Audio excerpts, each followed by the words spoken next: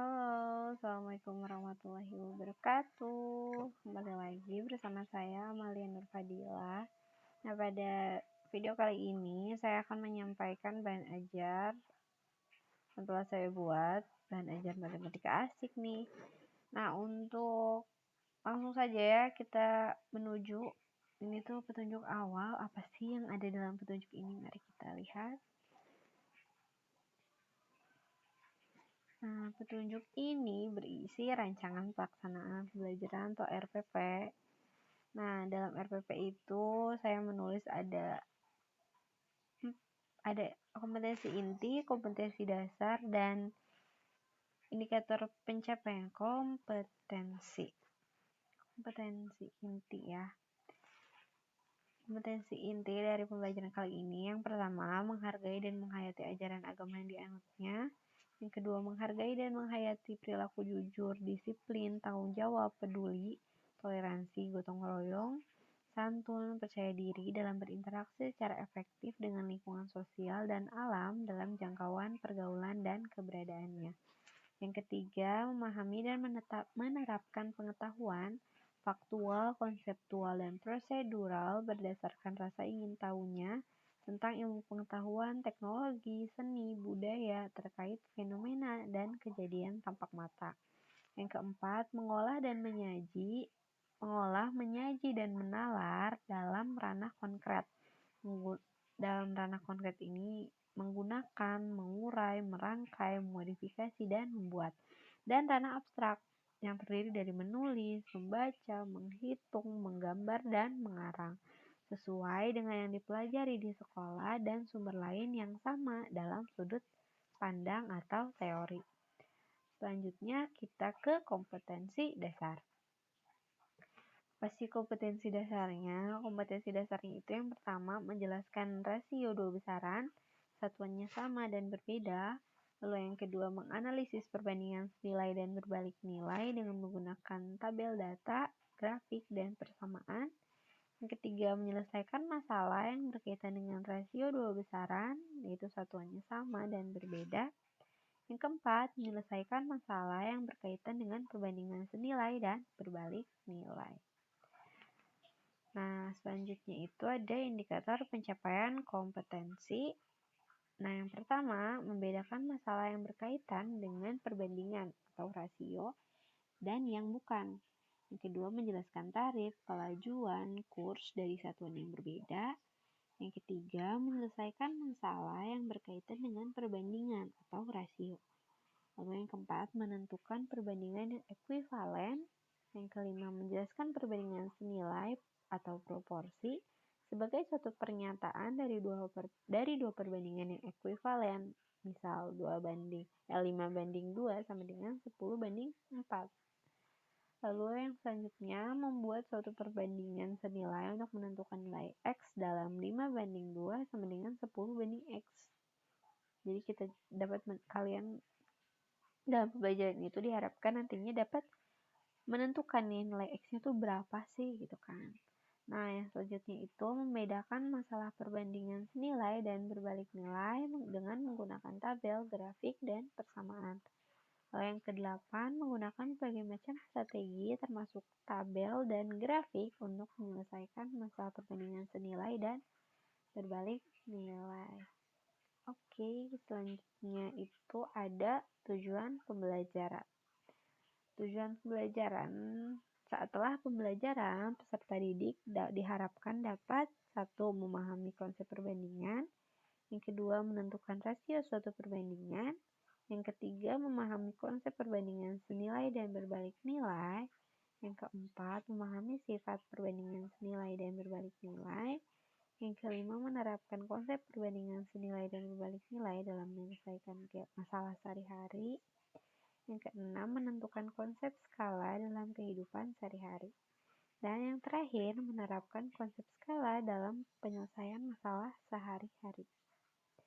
Selanjutnya ada metode pembelajaran. Metode pembelajaran ini dengan pendekatan scientific learning dan model pembelajarannya itu discovery learning atau pembelajaran penemuan dan problem based learning, pembelajaran berbasis masalah atau project. Nah, selanjutnya itu ada materi pembelajaran. Nah, materi pembelajaran itu materi pembelajaran reguler. Yang pertama, memahami dan menentukan perbandingan dua besaran.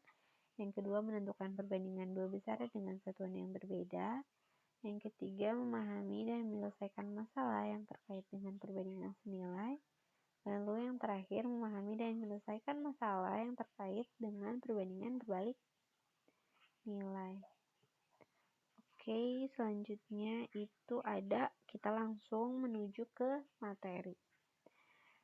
Nah, materi perbandingan ini isinya terdiri dari pengertian, jenis perbandingan, lalu ada rumus. Nah, yang pertama itu kita menuju ke pengertian. Perbandingan adalah ukuran yang digunakan untuk membandingkan suatu nilai terhadap nilai lainnya dengan satuan sejenis. Setiap nilai yang dibandingkan harus mempunyai satuan yang sama. Misalnya, satuan panjang, berat, dan waktu. Dalam bahasa Inggris, perbandingan juga disebut dengan ratios. Perbandingan berdasarkan konsep matematika, rumus perbandingan itu dapat kita tulis dalam bentuk pecahan atau fraction, lalu tanda kolom atau tanda titik 2, atau ditulis biasa, misalnya 1:2. Dapat ditulis 1.22. Nah, selanjutnya itu ada jenis perbandingan. Ada jenis yang pertama nih. Nah, perbandingan itu ada dua jenis. Jadi terdapat dua jenis perbandingan. Yaitu yang pertama ini perbandingan senilai nih.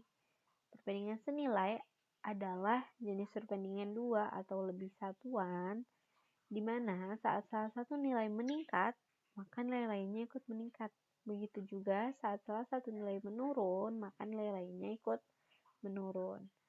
Karena ini senilai ya, jadi sama gitu. Nilai yang ini meningkat, ya nilai lainnya ikut meningkat karena mereka senilai gitu. Nah, untuk contoh kasus perbandingan senilai itu ada waktu tempuh dan jarak tempuh suatu kendaraan. Karena semakin lama waktu tempuhnya, maka jarak yang kita tempuh pun akan semakin jauh gitu kan. Jadi sama gitu. Waktunya bertambah, jaraknya pun bertambah. Lalu ada jumlah pekerja dan jumlah gaji yang dibayarkan perusahaan. Itu juga sama ya. Ketika jumlah pekerjanya bertambah, maka gaji yang harus dibayarkan perusahaan pun ikut bertambah. Selanjutnya ada jumlah hewan ternak dan banyak makanan ternak. Ini sama ya. Karena tidak mungkin dong jumlah hewannya banyak lalu makanannya sedikit. Nah, kan itu tidak akan cukup. Oke, selanjutnya kita ke jenis perbandingan yang selanjutnya ada perbandingan berbalik nilai. Nah, perbandingan berbalik nilai adalah jenis perbandingan dua atau lebih satuan. Saat salah satu nilai meningkat, maka nilai lainnya menurun. Begitu juga saat salah satu nilai menurun, maka nilai lainnya meningkat. Nah, ini berbeda dengan yang senilai. Kalau senilai sama nih, salah satu nilai yang ini meningkat, yang lain meningkat. Tapi kalau di berbalik nilai, namanya juga berbalik kan. Jadi saat salah satu nilai ini meningkat, nilainya menurun, kebalikannya. Lalu saat salah satu nilai menurun, maka nilai lainnya meningkat. Nah, contoh kasus perbandingan berbalik nilai ini, yang pertama ada perbandingan jumlah pekerja dan waktu untuk menyelesaikan pekerjaan. Karena semakin banyak nih pekerjaannya, maka suatu pekerjaan ini akan cepat selesai gitu. Nah, selanjutnya ada perbandingan kecepatan download dengan waktu untuk mendownload, di mana saat jaringannya bagus nih, kecepatannya kan cepat, semakin meningkat gitu. Nah, waktunya ini lebih singkat gitu kan jadinya. Nah, jadi seperti itu untuk perbandingan berbalik nilai. Nah, selanjutnya ini kita menuju ke rumusnya ya. Yang pertama itu ada rumus perbandingan senilai. Rumus perbandingan senilai itu ada A1 banding B1 sama dengan A2 banding B2. Jadi sama nih, A1 harus berbanding dengan B1 juga nih. Lalu si A2 harus berbanding dengan A2. Jadi bisa kita tulisnya itu sebagai A1 per B1 sama dengan A2 per B2. Nah, kita juga bisa menggunakan konsep pembagian. Jadi kita kali silang. Jadi A1 dikali B2 sama dengan B1 dikali A2. Oke, selanjutnya ada rumus perbandingan berbalik nilai. Kalau berbalik nilai beda nih. Jadi kalau tadi di senilai itu A1 bandingnya dengan B1, kalau di berbalik nilai itu berbeda. Jadi A1 berbanding dengan B2 sama dengan A2 banding B1. Nah, dalam bentuk pecahan dapat kita tulis dengan A1 per B2 sama dengan A2 per B1. Sama nih, kita menggunakan konsep pembagian juga. Kita kali silang. Jadi A1 dikali B1 sama dengan A2 dikali B2 dikali A2, sama aja sih, A2 dikali B2 ya. Oke, selanjutnya kita menuju ke contoh soal. Ada contoh soal yang pertama nih. Kita baca dulu ya. Sebuah rumah dikerjakan oleh 3 pekerja. Membutuhkan biaya sebanyak Rp600.000 nih. Nah, untuk meringankan pekerja, rumah ini akan dikerjakan 4 orang. Bertambah nih pekerjanya. Maka berapa biaya yang diperlukan untuk membayar pekerja? Oke, kita langsung bahas nih. Kira-kira masuk ke perbandingan yang mana? Jenis perbandingan yang mana ya?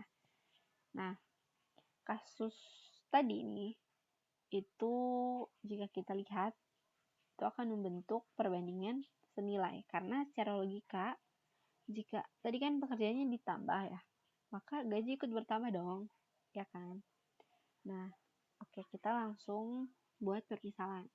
Misal A itu sama dengan pekerja, B itu sama dengan gaji yang dibutuhkan kan. Lalu A1 itu jumlah pekerja 3 orang, A2 itu jumlah pekerja 4 orang, B2 itu Rp600.000 dan B1 itu Rp600.000, lalu B2 kita cari nih. Nah, kita masukkan ke rumus. Tadi kan kalau perbandingan senilai itu kan A1 per B1 sama dengan A2 per B2. Nah, kita langsung masukkan 3 pekerja per Rp600.000 sama dengan 4 per B2. B2 kita cari ya. Jadi B2 itu sama dengan, kan 600 kita kali silang nih, 600 kali 4. Nah, si B2 kali 3. 3-nya pindah ruas jadi pembagian. Jadi Rp600.000 dikali 4 dibagi 3 itu sama dengan 600 kali 4 itu 2.400.000 dibagi 3 sama dengan Rp800.000. Jadi jumlah gaji yang harus dibayarkan saat menggunakan 4 pekerja adalah Rp800.000. Oke, kita ke contoh soal selanjutnya. Nah, kita baca terlebih dahulu. Seorang kontraktor mempekerjakan 12 orang untuk menyelesaikan bangun jembatan selama 3 bulan. Jika kontraktor tersebut mempekerjakan 18 orang, berapakah waktu yang diperlukan untuk menyelesaikan jembatan? Oke, kira-kira ini masuk perbandingan jenis apa nih? Kita langsung ke penyelesaian. Nah, kasus tadi akan dibentuk menjadi perbandingan berbalik nilai karena secara logika matematika nih, jika pekerja ditambah, waktu menyelesaikan pekerjaan berkurang dong, karena kan semakin banyak nih yang mempekerjakan satu pekerjaan. Jadi kayak kita membangun suatu rumah gitu secara gotong royong pasti lebih cepat dong, karena pekerjanya banyak gitu kan. Oke, kita buat pemisalan seperti tadi. Misalnya itu pekerja dan B itu waktu. A1 itu ada 12 pekerja, lalu A2 itu 18 pekerja, B1 3 bulan, dan B2 waktu yang ditanyakan nih saat 18 pekerja. Nah, kita masukkan ke rumus A1 per B2 sama dengan A2 per B1. A1-nya kita masukkan 12 pekerja, B2-nya waktu yang kita cari B2, jadi tetap B2, lalu A2 18 pekerja, dan B1 3 bulan. 12 per B2 sama dengan 18 per 3. Nah, kali silang 12 kali 3 dibagi 18. Jadi 12 kali 3 kan 36. 36 kita bagi 18. Itu sama dengan 2. Jadi Waktu yang diperlukan untuk menyelesaikan jembatan saat menggunakan 18 pekerja adalah 2 bulan. Oke, ngerti ya. Untuk contoh soal mungkin sekian. Dan untuk materi juga saya rasa cukup ya. Nah, bagi teman-teman yang ingin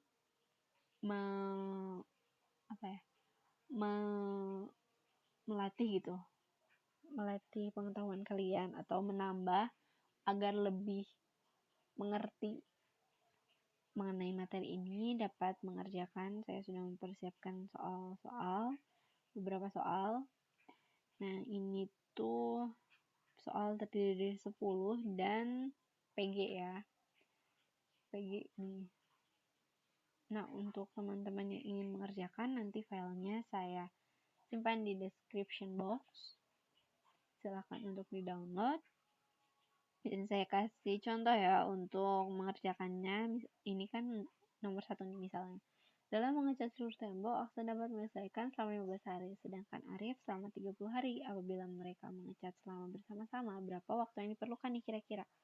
Nah, misalnya saya ingin menjawab C ya. Oke, kalian misalnya mendapatkan hasilnya 10 nih yang C.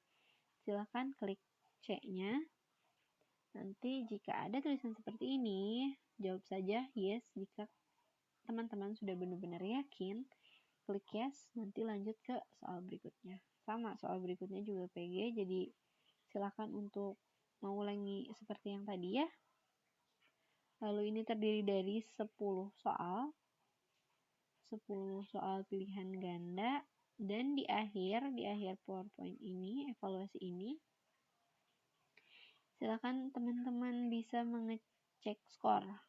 Jadi berapa nih kira-kira teman-teman menjawab jawaban yang benar itu ada berapa? Silakan cek skornya. Dan skor saya 10 ternyata karena saya hanya mengerjakan 1. Silakan ya teman-teman untuk menjawab dan mengerjakan. Oke.